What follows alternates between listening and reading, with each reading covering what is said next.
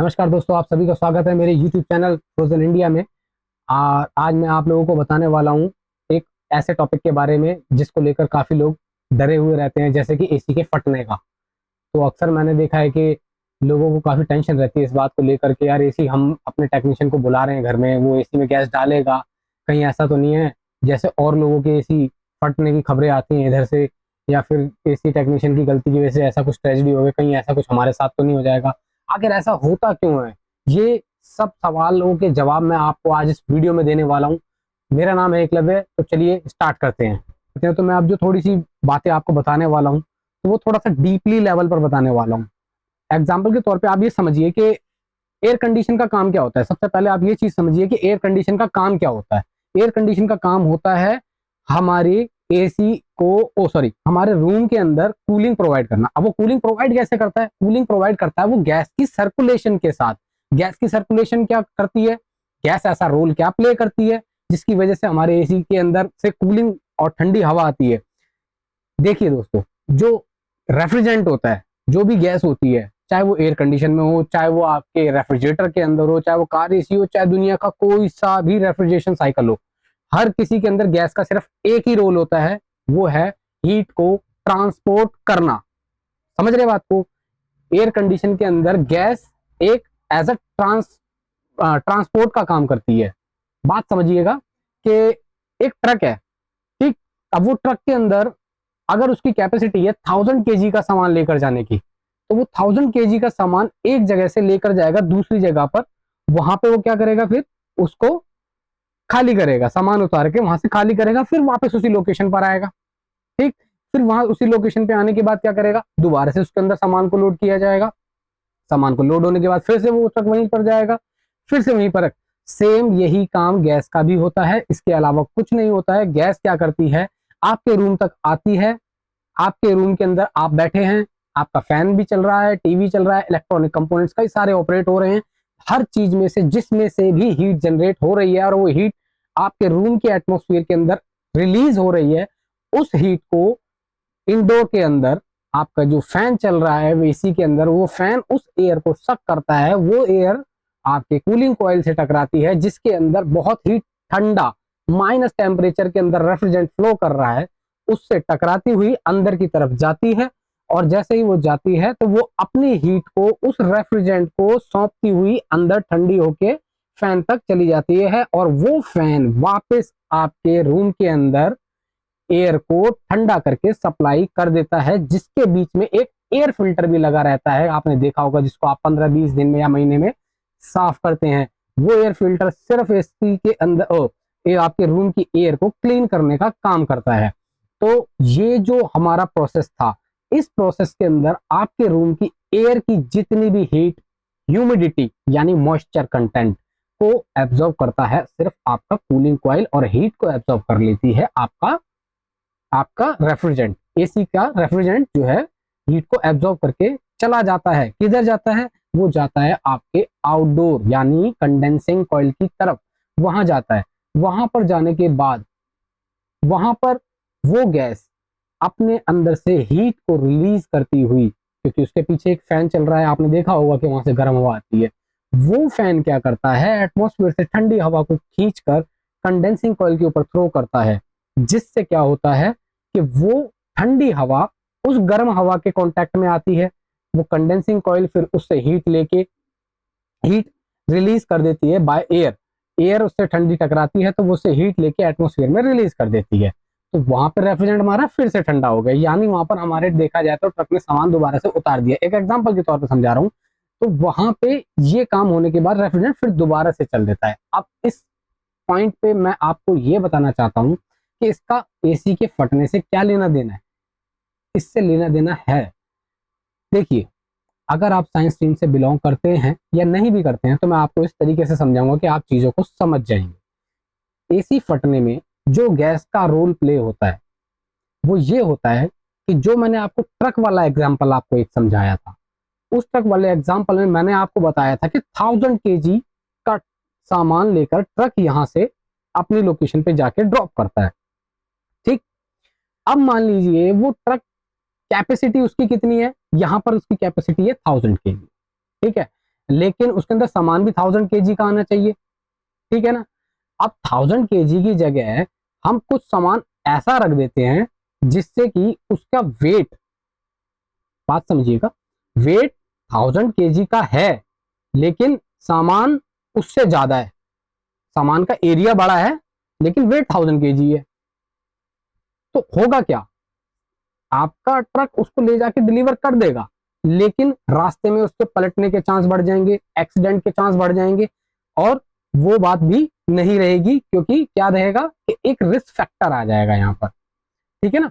तो यही नकली गैस के साथ में होता है। अब नकली गैस में क्या प्रॉब्लम होती है, नकली गैस देखिए ये रोल करती है प्ले उसके अंदर कि जो, आप ये समझिए कि अगर एक ओरिजिनल गैस इस्तेमाल कोई टेक्नीशियन करता है तो वो जो ओरिजिनल गैस होती है उसका बॉइलिंग टेम्परेचर, ध्यान से सुनना, उसका जो बॉइलिंग टेम्परेचर होता है वो होता है R22 का, अगर आप यूज कर रहे हैं तो -40 डिग्री सेल्सियस। मतलब एक पानी के उबलने का जो तापमान रहता है वो रहता है 100 डिग्री सेल्सियस का, यानी वो तापमान जिसमें वो पानी यानी कोई भी सब्सटेंस, कोई भी चीज अपना फेस बदल ले, रूप बदल ले, उसको क्या कहेंगे, उसका बॉइलिंग टेम्परेचर, ठीक है ना। तो इस केस में हम बोलेंगे उसको उसका बॉइलिंग टेम्परेचर। तो वो बॉइलिंग टेम्परेचर क्या है, पानी का तो है 100 डिग्री सेल्सियस, हमने सबने बचपन में स्कूल में पढ़ाई है ना। तो ऐसे ही गैसेस का भी बॉइलिंग टेम्परेचर होता है। तो जो भी गैसेस होती हैं हमारी, चाहे वो कोई सी भी गैस हो दुनिया की, हर किसी का एक बॉइलिंग टेम्परेचर होता है। तो हमारे R22 में मैं 32 और 410 इन सब की बात भी करूंगा।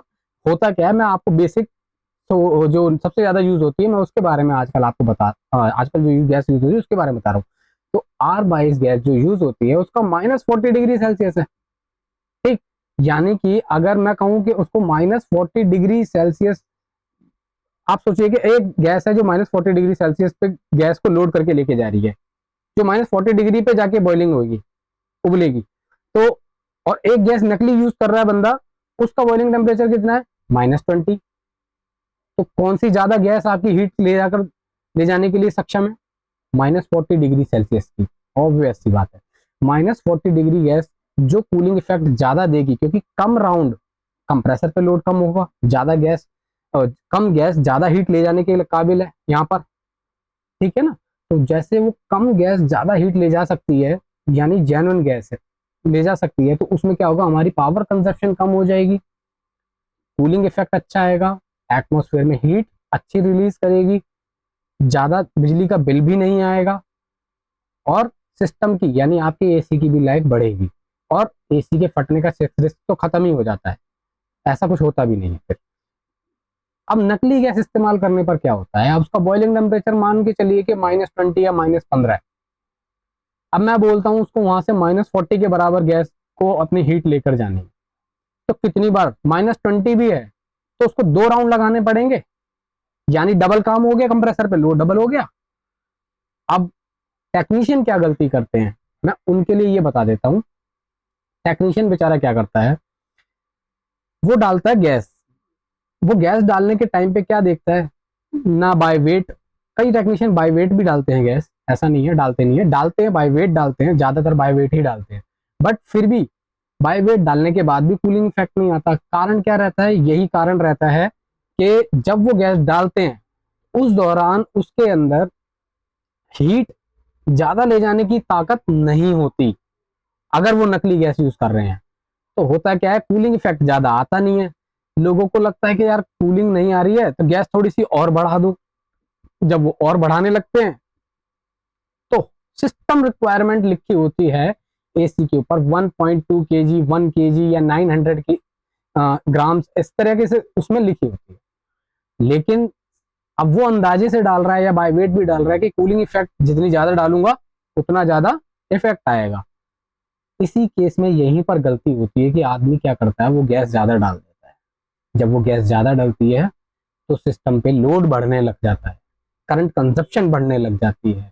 जब करंट कंजप्शन बढ़ती है तो हीट जनरेट होती है, कंप्रेसर बहुत गर्म होने लगता है, कंडेंसर बहुत गर्म होने लगता है, से उसकी हीट रिलीज नहीं हो पाती, और आपके कमरे में कूलिंग इफेक्ट भी बहुत कम हो जाता है। आप बार बार शिकायत करते हो कि सर कूलिंग नहीं आ रही है, आपने किस तरीके से काम किया है, इस तरह की प्रॉब्लम आप देखने को मिलती है। और कई बार गर्मियों में एसी काम करना बंद कर देते हैं। जब ज़्यादा गर्मी पड़ती है, एटमॉस्फेयर में ऑलरेडी इतनी हीट है, तो वो क्यों रिलीज करेगा, वो नहीं कर पाता। तो यहीं पर जो एसी गैस नकली डली होती है, उसके कारण एसी फटने का चांस बहुत ज़्यादा बढ़ जाता है। उस टाइम पे तो ठंडे मौसम में वो गैस कुछ नहीं कहेगी, लेकिन जब वो गर्म मौसम आएगा, असली उसका पीक लोड आएगा, उस टाइम पर एसी फटने के चांस बहुत ज़्यादा बढ़ जाते हैं। तो दोस्तों, कभी भी नकली गैस का इस्तेमाल नहीं करना चाहिए। मैं ये स्पेशली टेक्नीशियंस को बोल रहा हूँ कि देखो भाइयों, इस तरीके की गैस मत मत इस्तेमाल करो, क्योंकि आपने भी वीडियोस देखे हैं कि सिलेंडर कितने फटते हैं। रास्तों में डिक्की में रख के कभी भी सिलेंडर को मत चलिए, उससे भी सिलेंडर फट जाता है, क्योंकि इंजन की हीट से आपकी गैस बॉयल होना स्टार्ट हो जाती है सिलेंडर के अंदर, आपको नहीं पता। भगवान ना करे कभी दोबारा ऐसी किसी के साथ भी घटना हो। हम भी सिलेंडर जो यूज करते हैं, उसको कभी भी डिक्की के अंदर यूज नहीं करते रखते हैं, और ना ही उसके अंदर कभी भी किसी भी प्रकार की घटिया गैस। कोई बात नहीं, 100 रुपये, 200 रुपये, 300 रुपये एक्स्ट्रा दे के आप अगर गैस महंगी यूज कर लोगे, तो उससे बेनिफिट यही होगा, कम गैस में अच्छा रिजल्ट मिलेगा, करंट कंजप्शन कम होगी, कस्टमर सेटिस्फाई होगा, नेक्स्ट टाइम आपको बुलाएगा, और साथ में उसके फटने के चांस खत्म हो जाते हैं। कूलिंग इफेक्ट जब अच्छा आएगा, तो आपको भी बार बार प्रॉब्लम नहीं होगी। तो दोस्तों, यही एक कारण, सबसे बड़ा कारण होता है एसी के गैस का फट जा और सिलेंडर का फटना और एसी का फट जाने का। तो घटिया गैस इस्तेमाल ना कीजिए, क्योंकि घटिया गैस के जो होती है हीट को ट्रांसपोर्ट करने की क्षमता, वो कम होती है as compare to original gas के मुकाबले। तो प्लीज़ इस बात का ध्यान रखिएगा।